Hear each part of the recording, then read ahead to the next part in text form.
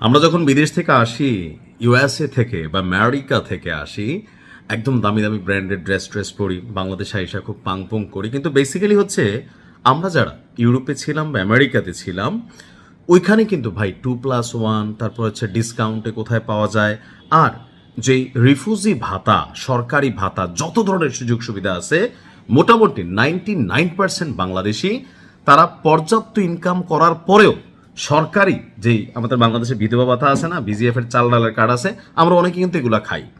এখন ওই দেশের সরকার এগুলা কিন্তু একটা পজিটিভ মানুষদের জন্য রাখছে যারা আসলেই বিপদে আছে, কিন্তু বাঙালি বলে কথা। তো এই যে অতিরিক্ত লোভ, এগুলা কি করছে আজকে দেখেন বাংলাদেশকে পুরো ভরে দিছে পুরো আমেরিকা। তবে আমার মনে হয় যে এটা একদিকে সঠিক আছে। কেন?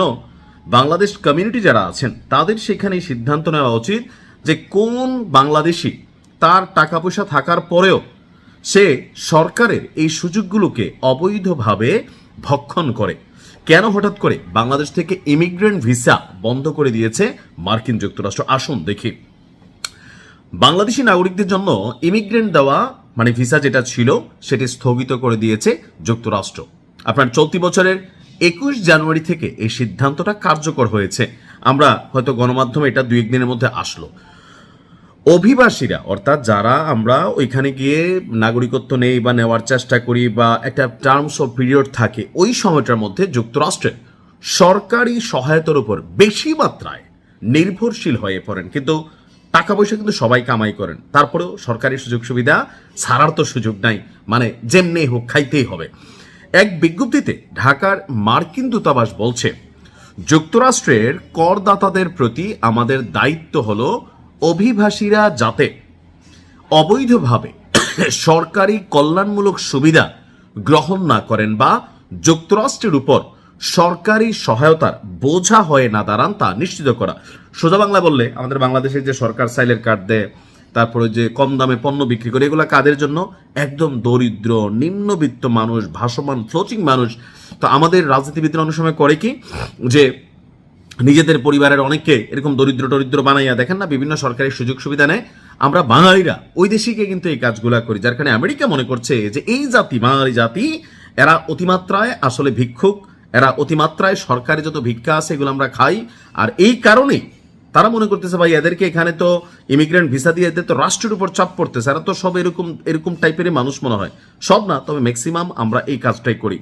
বিজ্ঞপ্তিতে বলা হয়েছে যে স্মরণ করিয়ে দেওয়া যাচ্ছে যে গত 21 জানুয়ারি বাংলাদেশের নাগরিকদের জন্য অভিবাসী ভিসা প্রদান স্থগিত করা হয়েছে, কারণ বাংলাদেশের নাগরিকদের মধ্যে যুক্তরাষ্ট্রের সরকারি কল্যাণমূলক যে সুবিধা সেইটা ব্যবহারের হার বেশি। অর্থাৎ সেখানে অনেকগুলো দেশ আছে, এর মধ্যে বাংলাদেশ এই লাইনে সবার মাসাল্লাহ আগাইন।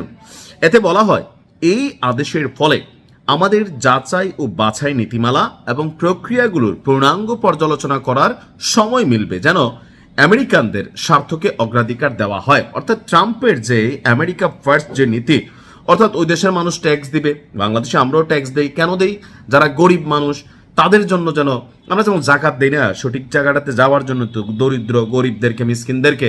তো আমেরিকার জনগণও তারা যে ট্যাক্স দেয় সেটা তারা মনে করে তাদের দেশে যারা দরিদ্র আছে বা পৃথিবীর বিভিন্ন দেশ থেকে যারা অভিবাসী যায়, রিফিউজি ভিসায় যায়, বাঙালি যাইয়েই তো সবাই রিফিউজি মারে, তারপর হচ্ছে কিছু পলিটিক্যাল মামলা মারে, নানানভাবে মানে সেখানে গিয়ে সর্বোচ্চ লেভেলের অসহায়ত্ব দেখায়।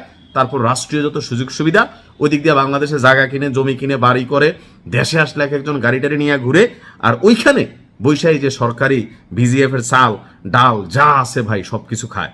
তবে সবাই না, অধিকাংশ বাংলাদেশের মানুষ এই মেন্টালিটিতে ইউরোপ আমেরিকাতে বসবাস করেন, যার কারণে কমিউনিটির বদনাম হচ্ছে। একে একে সব রাস্তা বন্ধ হবে। অনেক দেশে বাঙালিদেরকে এখন আর সিটিজেন দিতে চায় না। কেন? এই মিসকিনি স্বভাবের কারণে। এগুলো থেকে বের হন, ভালো থাকুন।